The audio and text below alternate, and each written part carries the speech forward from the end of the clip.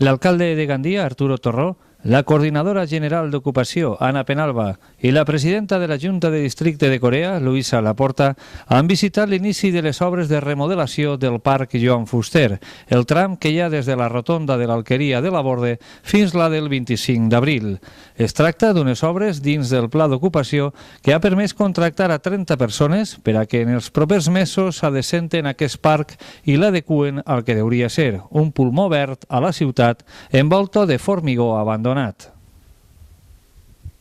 programa hay en concreto 30 personas que están en diferentes especialidades, la mayoría de ellos jardineros, albañiles de primera, también peones de obra, electricistas y especialistas en lo que es riego por goteo para abastecer todo el jardín. Entonces se hará en diferentes fases, empezará desde lo que es el edificio de Gandia Televisión, tirando todo el tendido de